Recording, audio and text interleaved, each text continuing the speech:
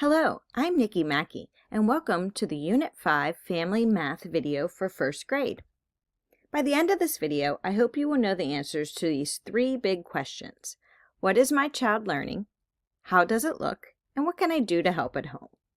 Unit 5, we are developing students' understanding with adding and subtracting within 100. However, we do have some parameters when adding and subtracting with two-digit numbers. So let's talk about it. Prior to this unit, students built numbers within 100 with connecting cubes or drawings to show the tens and the ones in a two-digit number. The connecting cubes you see here on the left, and then there could be drawings with the longer rectangles that represent the tens and the smaller squares that students may draw to represent the ones. Students will add tens to two-digit numbers. They could build 73 and join two more tens, which is 20, to make 93. Students will add single digits to two-digit numbers. So for example, we may have 73, and we add three more ones. This will give us a total of 76. Then students move into adding a two-digit number with a single digit, but it requires the students to make a new 10. So for example, the student builds 68 and may add six more ones to the representation. The first example, the student built 68 and put six ones underneath. So if two of the six were added to 68, the circled part, that would make 70. Then adding four ones that were left over from the six gives them 74. Another way to think about adding the numbers is to think about the ones.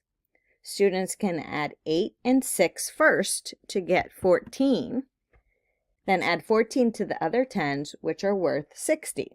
So our new equation would be 60 plus 14 equals 74. We also practice subtracting two-digit numbers, multiple of 10.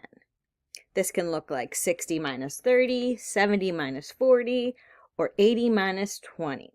Let's look at this example of 60 minus 20. Students could draw or build with 60 cubes.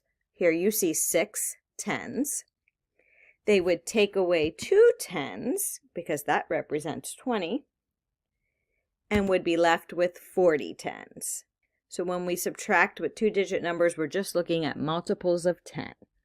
We are building a foundation of adding and subtracting with these two-digit numbers for the work that will be expected then in second grade. So what can we do at home?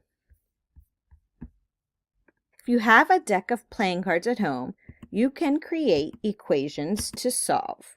You can use these number sentence frames to build the types of adding and subtracting that are being practiced in the first grade classrooms. You can ask students these types of questions as you solve and play together. Do you need to make a new 10? How did you make a new 10?